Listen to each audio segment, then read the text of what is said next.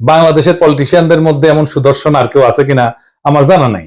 পলিটিশিয়ানদের বাদ দেন, বাংলাদেশের নাগরিকদের মধ্যে এরকম সুদর্শন পুরুষ খুব কমই পাওয়া যাবে।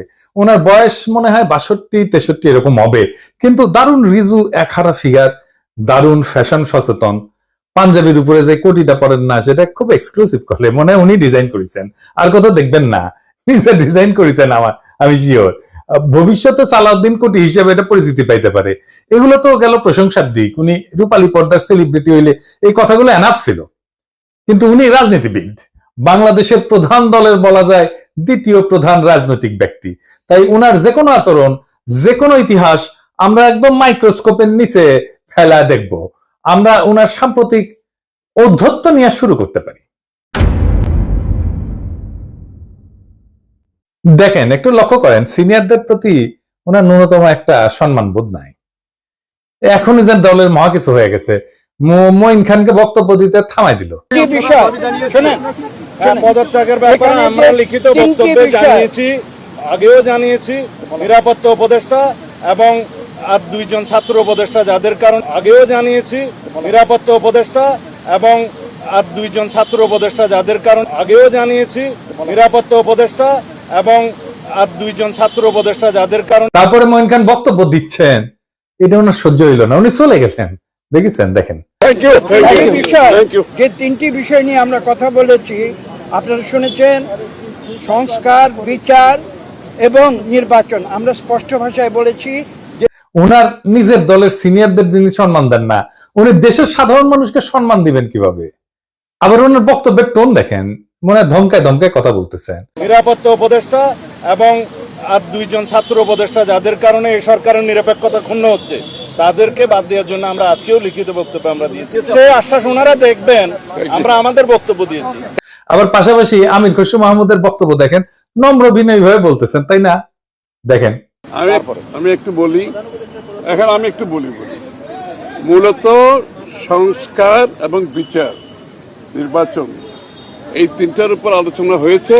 তো সালাউদ্দিন সাহেবের টোন দেখেন, আবার দেখেন, নিরাপত্তা উপদেষ্টা এবং আর দুইজন ছাত্র উপদেষ্টা যাদের কারণে এই সরকারের নিরপেক্ষতা ক্ষুণ্ণ হচ্ছে, তাদেরকে বাদ দেওয়ার জন্য আমরা আজকেও লিখিত বক্তব্য আমরা দিয়েছি। মনে হয় ধমকাইতেছেন, উনার ধমকানিরে কেউ তো দে, হ্যাঁ তো দে না।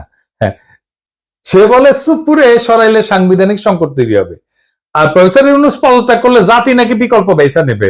মানে চুপপুর কোনো বিকল্প নাই, হাসিনার যেমন বিকল্প ছিল না, চুপপুরে বিকল্প নাই। যাই হোক, এটা আওয়ামী লীগ বললে তো মানা যাইতো, এটা বিএনপি বলে যে চুপপুর কোনো বিকল্প নাই। কোন লেভেলের বেদবি দেখেন। সালাউদ্দিন সাহেবকে নিয়ে কয়েকটা প্রশ্ন উঠছে, বলে খুব গুরুতর প্রশ্ন, যেটার জবাব ওনারে দিতেই হবে, বিএনপিকেও দিতে হবে, কারণ বিএনপি ক্ষমতায় যাইতে চায়, সরকার গঠন করতে চায়, এবং বিএনপির মুখপাত্র সালাউদ্দিন সাহেব। আলাপ উঠিছে যে সালাউদ্দিন সাহেবের পোলা এস আলমের অফিসে বসতেছে, এই ব্যাপারে সালাউদ্দিন সাহেবের বক্তব্য কি? এস আলমের সাথে সালাউদ্দিন সাহেবের সম্পর্ক কি? এটা না একটা ব্যাখ্যা দেশবাসী জানতে চাইতে পারে। সারা দেশে একটা ধারণা প্রবল, সালাউদ্দিন সাহেব শেখ হাসিনার ক্যাশিয়ার, দুর্বৃত্ত অলিগার্ক এস আলমকে, তার বাণিজ্যিক সাম্রাজ্যকে প্রোটেকশন দিতেছেন। সালাউদ্দিন সাহেবের স্পষ্ট বক্তব্য দেওয়া উচিত, বিএনপির স্পষ্ট বক্তব্য দেওয়া উচিত। সালাউদ্দিন সাহেব যখন ধরা পড়ছিলেন, গুম হয়েছিলেন যে বাসায়, ওইটা এস আলমের একজন কর্মচারীর বাসা ছিল। অদ্ভুত ব্যাপার না? ফিরে আসলেন, যে গাড়ি চললেন সেটাও একজন এস আলমের গাড়ি। সালাউদ্দিন সাহেব গুম কমিশনে জবানবন্দি দিচ্ছেন, এটা সত্য। গুম কমিশন একটা ফ্যাক্ট ফাইন্ডিং কমিশন, এখানে জবানবন্দি দিলে গুমের বিচার হবে না, গুমের বিচারের জন্য আন্তর্জাতিক অপরাধ ট্রাইব্যুনালে অভিযোগ দায়ের করতে হবে। সালাউদ্দিন সাহেব আন্তর্জাতিক অপরাধ ট্রাইব্যুনালে কোনো অভিযোগ জমা দেন নাই, আজকা পর্যন্ত জমা দেন নাই।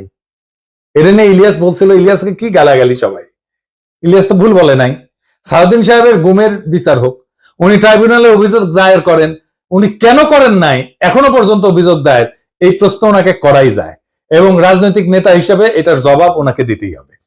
এবার আসি ওনার গুম হওয়ার পরের ঘটনা নিয়ে। ওনার গুমের বিষয় নিয়ে প্রশ্ন তুললে ইলিয়াস, তাসনিম খালিল লিখছে, বিএনপি নেতা সালাউদ্দিন আহমেদ র্যাবের হাতে বলপূর্বক অন্তর্ধানের শিকার হয়েছিলেন, ব্র্যাকেটে গুম।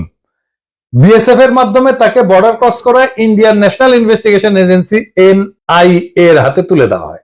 বাংলাদেশ এবং ইন্ডিয়ান রাষ্ট্রীয় বাহিনীর হাতে বলপূর্বক অন্তর্ধান এবং এক্সট্রাঅর্ডিনারি রেন্ডিশনের একজন সার্ভাইভারকে নিয়ে যারা কুৎসিত প্রোপাগান্ডা করছো, তাদের উপরে মজলুমের লানত, হ্যাঁ, ঠেলায় পড়লে নাকি বাঘে ধান খায়। আর পার্সিকুলার তাসনিম খলিল ঠেলায় পড়লে ইসলামী ভোকাবুলারি ইউজ করে, লানত ইউজ করেছে। যার জন্য ইউজ করেছে তারে ধন্যবাদ।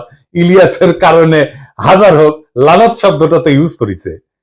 সাউদ্দিন সাহেবের গুমের বিষয়ে আমরা সবসময় কথা বলছি, সবাই, ইলিয়াসও বলছে, সবসময় ওনার পক্ষে দাঁড়াইছে, ইলিয়াসও দাঁড়াইছে। আমাদের সকলের সহমর্মিতা আছে, সমবেদনা আছে। কিন্তু গুম পরবর্তী সময় ওনার কিছু কাজকর্ম প্রশ্নের উদ্বেগ করছে, যার জবাব ওনাকে দিতে হবে, কারণ উনি পলিটিশিয়ান। যাই হোক, উনি গুম হয়েছেন, এটার কারণে ওনাকে কোনো ইন্ডেমনিটি দেওয়া তো সম্ভব না। সম্ভব না। যাই হোক, এই প্রসঙ্গে বিস্তারিত না যে আমরা সালাউদ্দিন সাহেব গুমের পরে কেমন মজলুমের জীবন কাটাইছেন সেটা একটু দেখি। এটা শিলং এর সানরাইজ গেস্ট হাউস। ওইখানে সালাউদ্দিন সাহেব ছিলেন, হ্যাঁ, পুরো সময়টাই। রিভিউ ভালো, ভালো প্রপার্টি, মাশাআল্লাহ। শিলং এ কেউ বেড়াইতে যেতে চাইলে থাকতে পারেন, দেখেছেন, দেখেন কি সুন্দর জায়গাপত্র, দেখেছেন। এখানে সব ব্যবস্থা ভালো। ভিতরে যেখানে সালাউদ্দিন সাহেব দর্শনার্থীদের লুঙ্গি পরে দেখা দিতেন, সেটার ছবিও আছে, মিলাই দেখে নিয়েন। অতি আনন্দময় সফরের নিশ্চয়তা দিলাম, বিফলে মূল্য ফেরত দেওয়া হবে। আমরা কলে এই সানরাইজ গেস্ট হাউস কোনো পয়সা করে দেয় নাই বিজ্ঞাপনের জন্য, ফ্রি করলাম আর কি। পরিবেশটা সুন্দর না, কোনো হইচই আছে? হ্যাঁ, নাই। এখানে কিন্তু পুরো সময়টাই কাটাইছেন। উঠিছেন মে মাসের 2015 সালে। তার 2 মাস পরে ডেইলি স্টার এই রিপোর্টটা ছাপে, তিনি কেমন আছেন। এটা একটা বিলাসবহুল গেস্ট হাউস, রিপোর্টেই কইছে 4টা বেডরুম, উনি 2টা রুম ভাড়া নিছিলেন, কিন্তু থাকতেন একাই। দেখেন রিপোর্টে বলা আছে, অন্তত এই রিপোর্টে তাই বলতেছে। কিচেন আছে, খুব চমৎকার ড্রয়িং রুম আছে, ফায়ার প্লেস আছে, সবুজ লন আছে, পিসের সবুজ লন, এটা দেখে দেন, এইটা সে লাইব্রেরি আছে, বার আছে, তাতে মদ্যজাতীয় পানীয় আছে। ভালো। সাদিন সাহেব একা একা খেলেন, হাঙ্কার দিয়েছে, খাবেন না, কিছু করলাম নাহিনি। তাইলে সাদিন সাহেব একটা কথা কই, এই যে সত্যেন্দ্রনাথ দত্ত আছে না, ওনার মদিরা মঙ্গল নামে একটা প্যারোডি আছে। ওই যে ডিএল রায়ের বঙ্গ আমার জননী, আমার ধাত্রী, আমার দেশ, একটা গান আছে না, ওইটা দিয়ে এটা একটা প্যারোডি বানিয়েছিলেন, মদিরা মঙ্গল।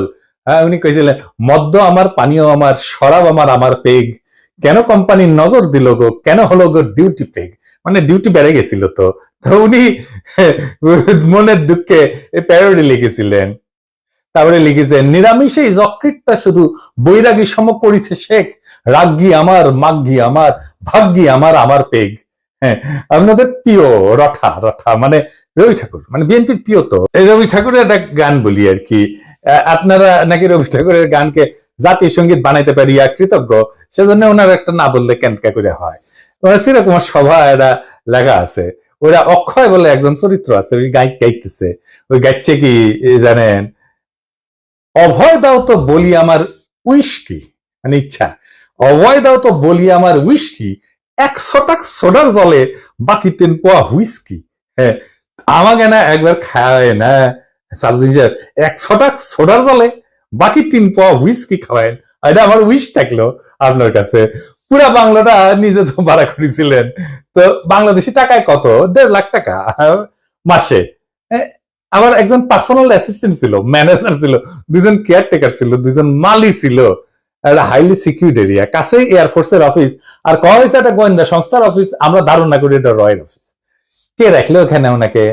উনি অনুপ্রবেশের দায় গ্রেপ্তার হয়েছিলেন। উনি তো চাকরি করতেন না ইন্ডিয়াতে, উনি ইন্ডিয়াতে রাজনৈতিক আশ্রয় পান নাই। ওনার এই সুপার ফ্যাবুলাস লাইফস্টাইলের টাকা কে দিছে? টাকা কে দিছে? উনি আয় করেন নাই, তাহলে টাকা কি বাংলাদেশ থেকে পাঠানো হয়েছে হুন্ডি করিয়া? হুন্ডি আপনি করতে পারেন, এটা অর্থ পাচার না? এইগুলো লেজিট এবং বৈধ প্রশ্ন। আপনারা বলতে হবে টাকাটা কে দিছিল, কেঙ্কা করে গেছিল।